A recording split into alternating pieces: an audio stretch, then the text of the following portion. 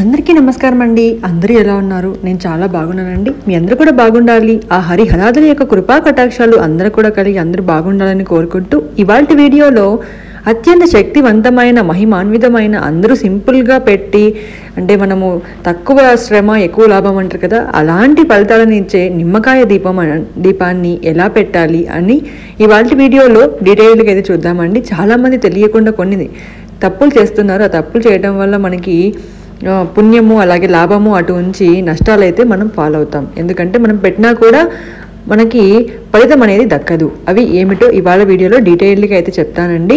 ముందుగా ఈ దీపాన్ని ఎలా పెట్టాలి అంటే ఈ దీపాన్ని రాహుకాలంలో పెట్టాలి. ప్రతిరోజు కూడా మనకి రాహుకాలం అనేది 90 నిమిషాల పాటు అంటే 1.5 గంట పాటు అయితే ఉంటుంది. అందులో రాహుకాలంలో మంగళవారం పూట కానీ శుక్రవారం పూట కానీ పెట్టాలి. అయితే మంగళవారంలో అయితే మంగళవారం కంటే కూడా శుక్రవారం రోజున పెట్టే రాహుకాల దీపానికి చాలా ప్రాధాన్యత ఉంది. అందుకే మనకి మంగళవారం అనుకోండి 3 నుంచి 4.5 గంటల వరకు మధ్యాహ్నం అయితే ఉంటుంది. ఆ టైంలో చాలా టెంపుల్స్ కూడా క్లోజ్ అయ్యే ఉంటాయి. అదే శుక్రవారం అనుకోండి ఉదయం 10:30 నుంచి మధ్యాహ్నం 12 గంటల వరకు అయితే పెట్టుకోవచ్చు. అయితే ఈ దీపాన్ని చక్కగా శుక్రవారం రోజున పెట్టుకోవాలి. శుక్రవారం రోజున ఎలా పెట్టాలి అంటే చక్కగా తలస్నానం అనేది చేసి ఆడవారు అమ్మకి పట్టు చీర కట్టుకుంటే చాలా ఇష్టం. మీకు వీలైతే పట్టు చీర కట్టుకొని వెళ్ళి దీపారాధన చేయండి. అమ్మ ఆనందిస్తుంది. అలాగే మన కోరికలు అనేవి తొందరగా నెరవేరుతాయి.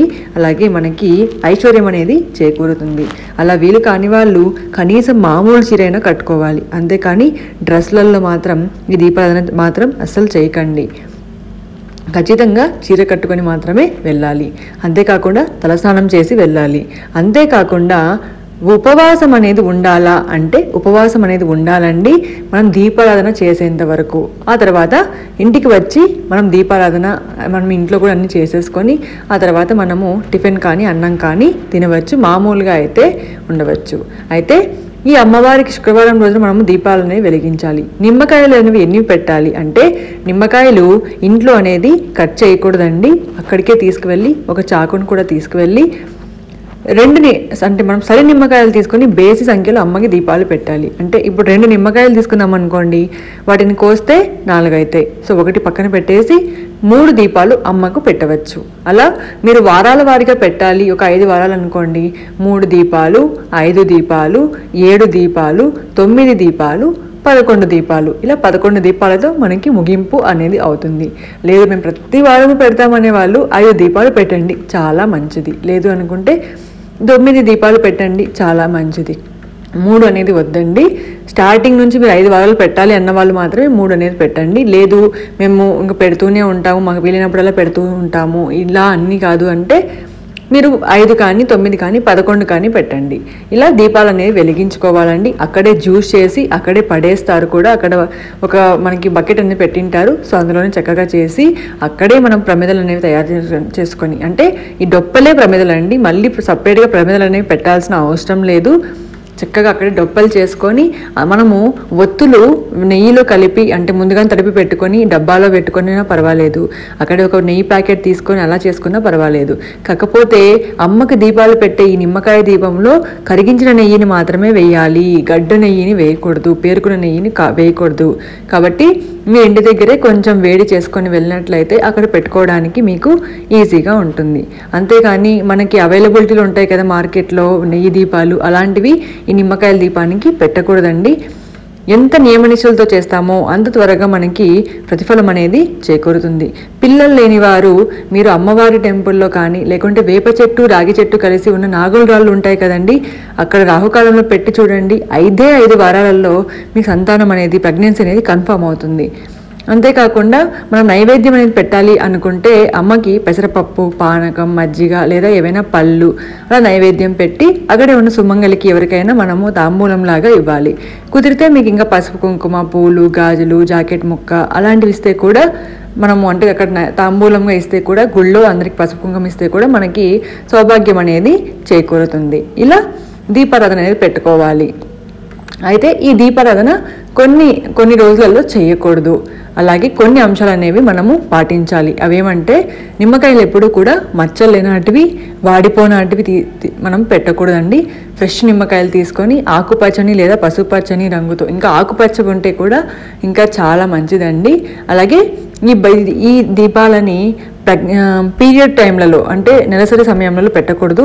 అంతేకాకుండా చాలామంది 4 రోజులు అయిపోయింది 5 రోజులు తలస్నానం చేసి టక వెళ్ళిపోతారు అర్జెంటుగా. అలా అసలు వెళ్ళకూడదండి. 5 రోజులు పూర్తి అవ్వాలి. బ్లీడింగ్ అవ్వకపోయినా కూడా ఇంకా కుదిరితే 7 రోజులైనా పర్వాలేదు.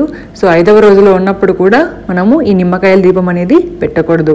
దాంతోపాటుగా మైల్లో ఉన్నప్పుడు కూడా నిమ్మకాయల దీపాలు అనేవి పెట్టకూడదు. ఈ దీపాన్ని ఎప్పుడు కూడా శక్తి టెంపుల్లో అంటే ఎల్లమ్మ, పుల్లమ్మ, మా ఊళ్ళమ్మ అలా మన గ్రామ దేవతలు ఉంటారు కదండి, అలా అమ్మవారి టెంపుల్లో కానీ, దుర్గమ్మ టెంపుల్లో కానీ, లేకపోతే పరమేశ్వరుని యొక్క సతీమణి అంటే పార్వతీదేవి యొక్క టెంపుల్లో కానీ మనము పెట్టాలి. అంతేకాకుండా లక్ష్మీదేవి అమ్మవారి దగ్గర ఈ దీపాన్ని ఎప్పుడూ పెట్టకూడదు. అలాగే సరస్వతీదేవి అమ్మవారి దగ్గర ఈ దీపాలను ఎప్పుడూ పెట్టకూడదు. ఇంట్లో కూడా ఈ దీపాలను ఎక్కడా పెట్టకూడదు.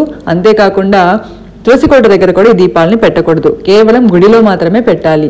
అంతేకాకుండా ఈ దీపాలని ఎక్కడ పెట్టకూడదు, ఎప్పుడు పెట్టకూడదు అంటే పిల్లల పుట్టినరోజు కానీ, మన బర్త్డేస్ కానీ అలా ఉన్నప్పుడు కానీ, మన వెడ్డింగ్ యానివర్సరీ ఉన్నప్పుడు కానీ అలా ఆ టైంలో కూడా నిమ్మకాయల దీపాలని వెలిగించకూడదు. నిమ్మకాయలను డొప్పలతో మాత్రమే, అలాగే డైరెక్ట్గా ఒక ఇత్తడి ప్లేట్ కానీ, రాగి ప్లేట్ కానీ, లేదంటే ఒక ఆకు ప్లేట్ కానీ తీసుకొని అక్కడే అమ్మకి మనం హారతిని ఇచ్చి అక్కడే పెట్టేసి రావాలి. అంతేకాని కింద ప్రమిద పెడతాము అలా చేయకూడదండి. ఇంకా మీరు ముగ్గు వేసి దీపారాధన చేస్తే కూడా చాలా మంచిది గుళ్ళో వీలైతే. లేదంటే ప్లేట్ తీసుకెళ్ళి మనం హారతి ఇస్తాం కదా, తర్వాత అక్కడే ఆ ప్రమిదలన్నీ అక్కడే ఉంచేసి మనకు సపరేట్గా ప్లేస్ అనేది పెట్టింటారు దానికోసం, అక్కడ పెట్టేసి ఆ తర్వాత మీరు ఆ ప్లేట్ తీసేసుకొని వచ్చేయచ్చు. అంతేకాదండి, మీరు ఊరు వెళ్ళినప్పుడు, మన అమ్మగారింటికి వెళ్ళినప్పుడు అలా వెళ్ళినప్పుడు కూడా దీపాలను వెలిగించకూడదు. మన ఇంట్లో ఉన్నప్పుడు మాత్రమే మనం వెలిగించుకోవాలి.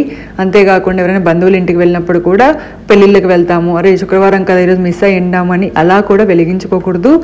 అంతేకాకుండా పట్టుచీర కట్టుకొని మనం వెళ్తే చాలా మంచిది. అది కూడా ఎరుపు, పసుపు అలాంటి రంగులు కలిగి ఉన్న చీరలను కట్టుకొని వెళ్తే చాలా మంచిదండి. ఈ దీపారాధన చేశాక ఆ దీపాలకి మనము ధూపం అనేది వేయాలి. అలాగే సాంబ్రాణి అనేది మనం వేసి ఆ తర్వాత నైవేద్యంగా బెల్లం పరమాణాన్ని కానీ, లేకపోతే పానకం వడపప్పు కానీ, అది లేదు అనుకుంటే తాంబూలంలో ఏవైనా పళ్ళు కానీ పెట్టి మనం పూజ అనేది చేసుకోవాలి. దాంతోపాటుగా ఎర్రటి పువ్వులతో మనం పూజిస్తే చాలా మంచిదండి. శక్తి టెంపుల్కి మాత్రమే వెళ్ళి పెట్టాలి. అంటే దుర్గాదేవి కానీ అలా టెంపుల్కి మాత్రమే వెళ్ళి పెట్టాలి.